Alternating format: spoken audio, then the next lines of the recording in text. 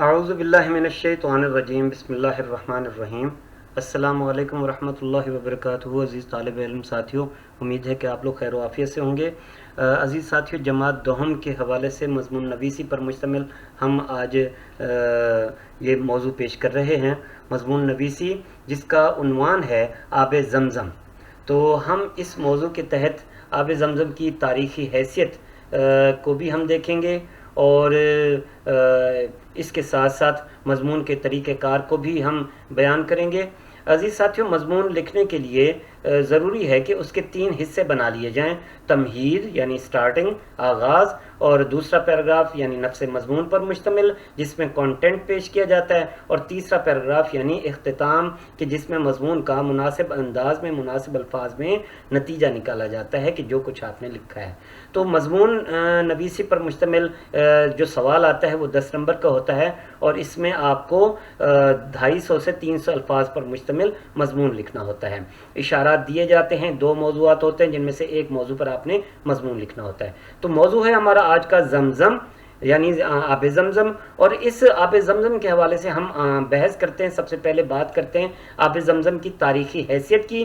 तो आब ज़मज़म की तारीख़ी हैसियत हम अपने इस मज़मून के हवाले से आगे चलते जाते हैं, पढ़ते भी जाते हैं और साथ साथ इसको मज़ीद वजाहत के साथ समझते भी जाते हैं। जी, ज़मज़म। तो ज़मज़म का ये जो मज़मून है, सबसे पहले तो इस लफ्ज़ ज़मज़म की वजाहत ज़रा समझ लीजिए कि ज़मज़म कहते हैं रुका हुआ, ज़म रुक जाने को कहते हैं, ज़मज़म यानी ठहर जाना।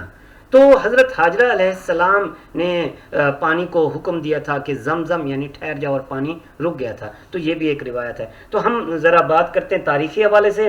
तो ये आज से हज़ारों साल पहले की बात है। हज़ारों साल पहले मतलब है कि 5000 साल पहले की बात है। तो हज़रत इब्राहीम अलैहिस्सलाम के दौर से लेकर अब तक 5000 साल हो चुके हैं। तो 5000 साल से जारी ये ज़मज़म का चश्मा है जिसकी कहानी बयान की जा रही है। तो कहा जाता है कि जहां आज मक्का मुकरमा का मोहतरम शहर आबाद है, वहां रेत और सड़ी हुई पहाड़ियों के सिवा कुछ न था। दूर दूर तक किसी जानदार का गुमान तक न था। इसी ज़माने में हज़रत इब्राहीम अलैहिस्सलाम जो अल्लाह ताला के प्यारे नबी, प्यारे दोस्त, और अल्लाह का दोस्त भी उन्हें कहा जाता है, खलीलुल्लाह भी कहा जाता है। हज़रत इब्राहीम खलीलुल्लाह अलैहिस्सलाम अपनी बीवी हाजरा अलैहिस्सलाम और अपने नन्हे शीरखार बच्चे, चंद रोज़ा बच्चे को लेकर यहाँ आए और उन्हें अल्लाह ताला के हुक्म के मुताबिक यहाँ छोड़कर चले गए। तो माँ अपने नन्हे शीरखार को लिए एक पहाड़ की ओट में बैठ गई।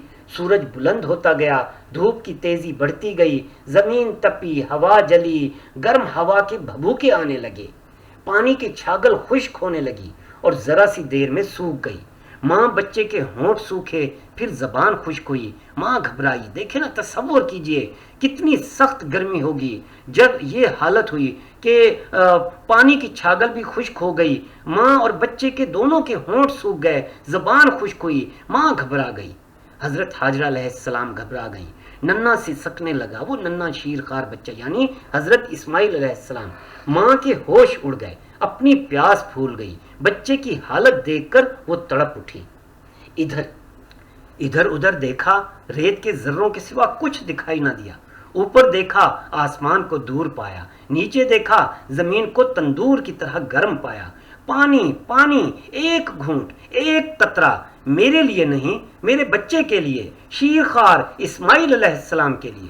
इब्राहीम अलैहिस्सलाम के खुदा इस जंगल में, इस बयाबान में, इस रेगिस्तान में आग को गुलिस्तान बनाने वाले, इस आग के दरिया में पानी का चश्मा बहा। ये दुआ की जा रही है कि मेरे नन्हे को पानी का एक कतरा अता फरमा। अल्लाह मियाँ, मुझे अपनी जान की परवाह नहीं, इस नन्ही जान पर करम फरमा।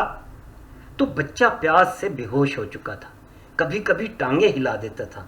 माँ ने अपने मुंह से लुआब निकाल कर बच्चे के मुंह में डाला, मगर दिन की तमाजत यानी गर्मी खत्म हो तो जिंदगी की उम्मीद पैदा हो। जरा देर को बच्चे की सांस की हालत ठीक होती, फिर वही खुश्की रगें तक खुश्क कर देती। आखिर बच्चे की हालत निहायत नाजुक हो गई। माँ देख न सकी, मुज़तरिबाना उठी, बेचैन होकर उठी, बच्चे को जमीन पर लिटाया, खुद मरवा पहाड़ी पर चढ़ी, बेताबी से इधर उधर देखा, पानी का निशान तक न पाया। پھر صفا کی پہاڑی کی طرف بھاگی، ساتھ ساتھ بھاگتی جاتی تھی اور ساتھ ساتھ بچے کی طرف دیکھتی جاتی تھی کہ کوئی درندہ نقصان نہ پہنچائے۔ اب ماں کی بے تابی کی حد نہ تھی، ہر طرف مایوسی کے سائے پھیلے ہوئے تھے، کبھی بچے کو دیکھتی، کبھی آسمان کی طرف نگاہ اٹھاتی، مگر ناکام واپس آتی۔ اسی طرح پہاڑیوں پر دوڑ رہی تھی کہ 6 پھیرے یا چکر مکمل ہو گئے۔ 7ویں مرتبہ اللہ تعالیٰ سے دعائیں کرتی ہوئی دوڑی اور واپس آئی تو دیکھا کہ بچے نے بے تابی سے جہاں ایڑیاں ماری اور رگڑی تھیں وہیں سے پانی کا چشمہ پھوٹ رہا ہے۔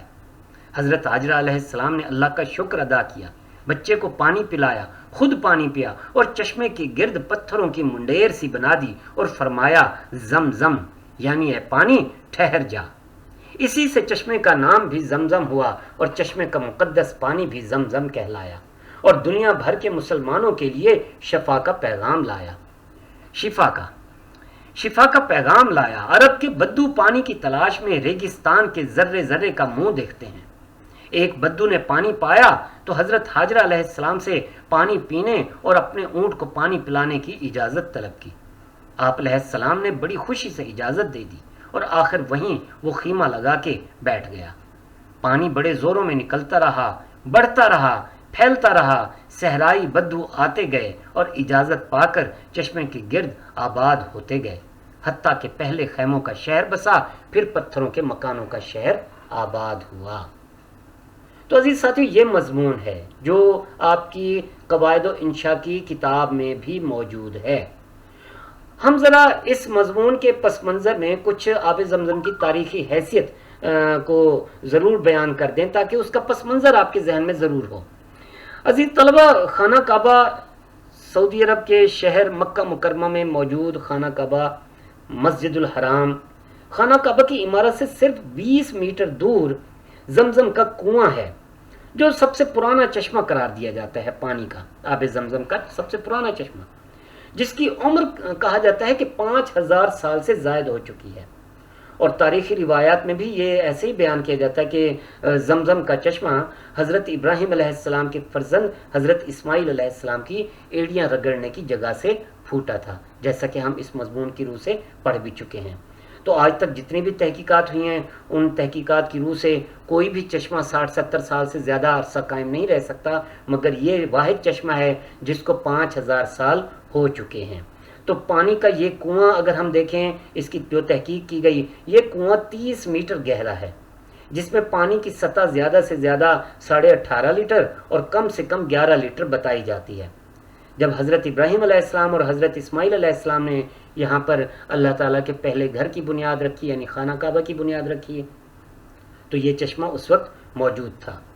تو چشمے کی کہانی جیسا کہ ہم اس مضمون کی روح سے پڑھ چکے ہیں، تو حضرت صلی اللہ علیہ وسلم کی کئی احادیث بھی اس حوالے سے ملتی ہیں۔ ایک حدیث میں آپ صلی اللہ علیہ وسلم نے فرمایا کہ اللہ اسماعیل یعنی حضرت حاجرہ علیہ السلام پر رحمت نازل کرے، اگر وہ انہیں کچھ دیر اور وہاں چھوڑ دیتی تو ایک بڑا چشمہ نکلتا، یا آپ صلی اللہ علیہ وسلم نے فرمایا کہ ایک معین دریا بہہ پڑتا۔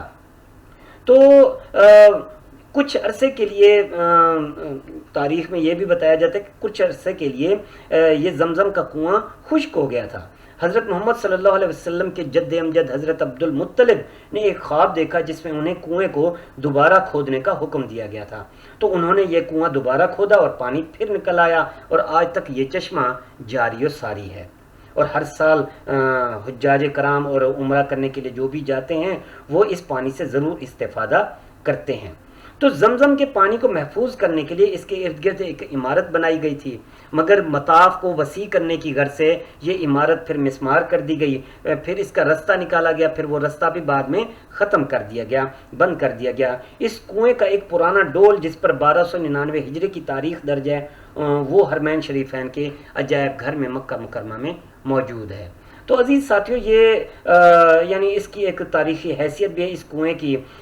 سن 1400 ہجری میں شاہ خالد مرحوم کے حکم پر اس کنویں کو صاف بھی کیا گیا۔ 2010 میں شاہ عبداللہ بن عبدالعزیز رحمۃ اللہ علیہ نے زمزم کے پانی کو صاف اور محفوظ کرنے کے لیے $700 ملین کے منصوبے کی منظوری دی تھی۔ تو عزیز ساتھیوں، یہ تھا آب زمزم پر مشتمل مضمون۔ امید ہے کہ